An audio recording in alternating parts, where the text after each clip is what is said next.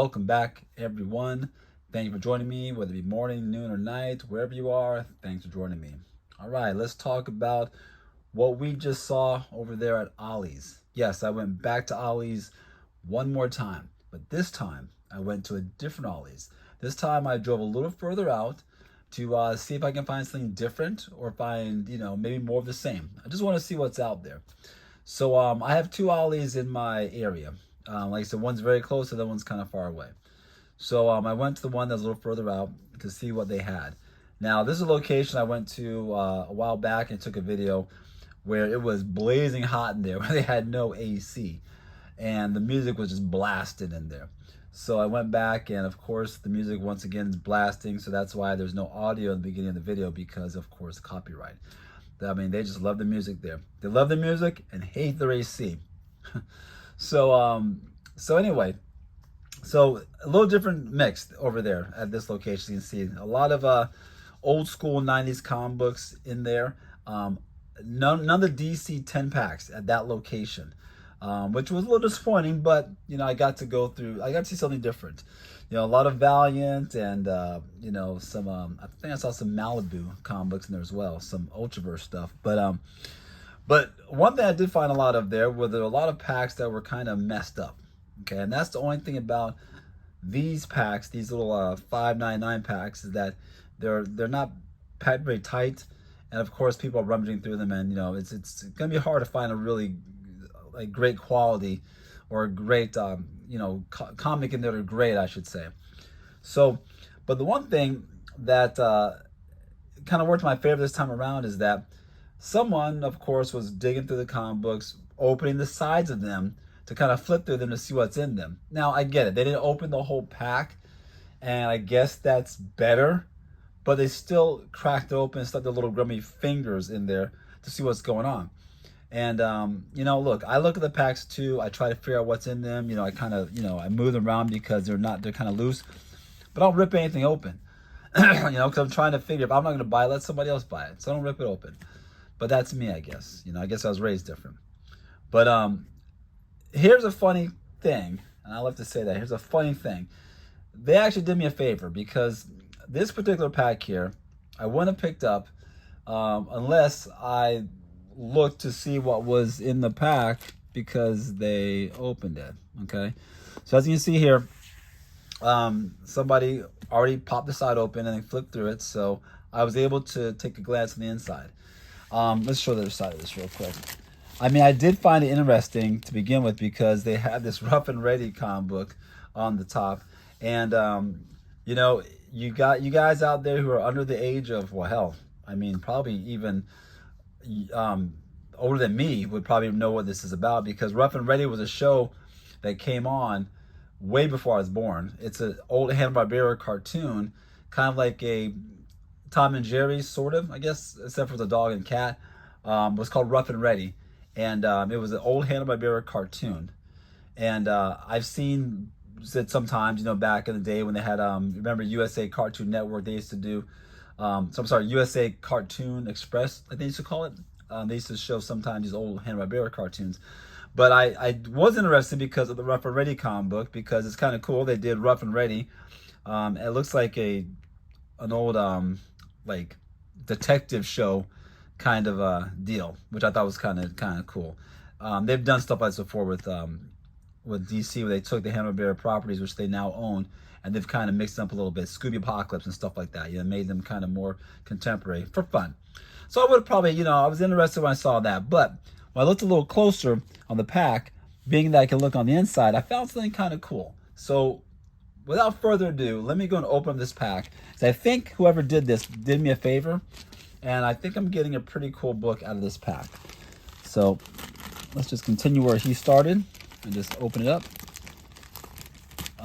I don't know what kind of condition these books are going to be in, because like I said, these packs were kind of rough. So we're going to go ahead and open it and show you what I found. And nothing that's going to make anybody rich, but I think it was pretty cool the same. Okay, all right. So Alex, I'm pretty cool with this Rough and Ready comic book. It looks like it's written by Howard Chaykin, which we all know he's a classic creator for comic books. So we got a little Howard Chaykin action going on there for the writer. I think the artist is somebody different. I don't think this doesn't look like Howard Chaykin art, but looks pretty interesting nonetheless. So this should be a pretty interesting read. Okay. All right. So here's the book after this, which is what I'm really happy about. Let's flip it over. Okay. All right. So we have Spider-Gwen, Ghost Spider, #1 variant edition.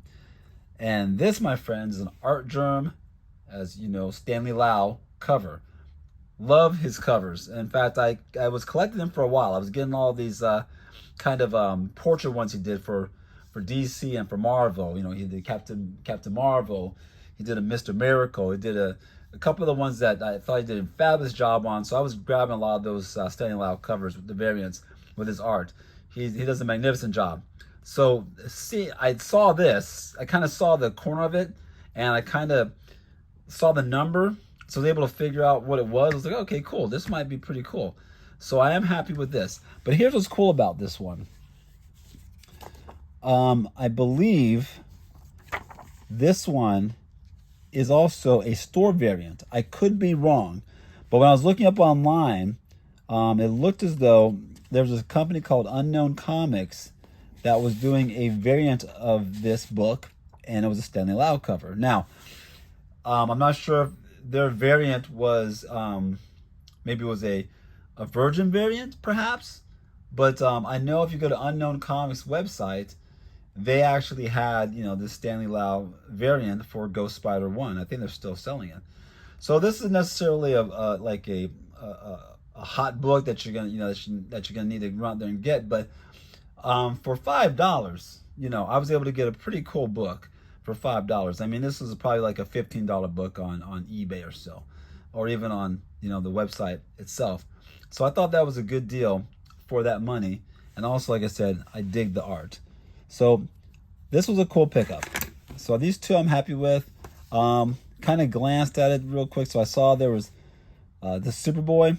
I probably already have this because I actually collected Superboy back in the day when they did the whole Superman, Death of Superman business and the 4 Supermen. So I probably already have this one in one of my boxes. So, and I don't think there's any significance in this one in particular. And the Spectre. I didn't know what this one was, but there it is, the Spectre.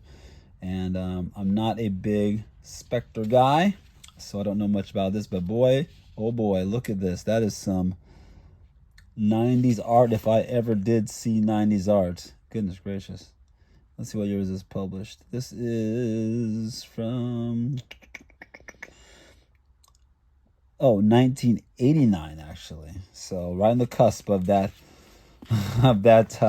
decade of quick, fast, and plentiful comic books. So yeah, there you go. That's the Spectre. All right, let's see. Oh, and of course, what's this last one here?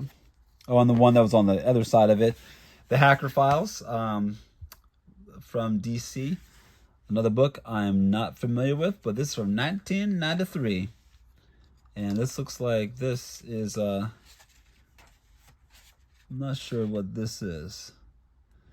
And I'm gonna guess this is. Oh wait a minute! I think I remember. I think this was like a whole character they had that really worked on worked with the internet, because back then, of course, you know, they were really, the internet was kind of blossoming, and they were trying to get some characters that were involved with that kind of thing. So I think that's what that is. So cool. All right, guys. Well, just want to share that with you real quick. Like I said, for $5, not a bad pickup. The condition of this one isn't too bad, you know, but again, you know, I'm not looking to, you know, turn around and flip this. This is a book that's going to go in my collection, of course. So for $5, I got these two that I'm going to go and read this one. I'm going to probably posterize this one on my wall, and we are good. All right, guys. Well, thanks for joining me again. And we will do it again. We'll go back out and find some more stuff to open up, and we will talk about them and see what we got. In the meantime, you guys have a great day. Thanks for joining me. Peace.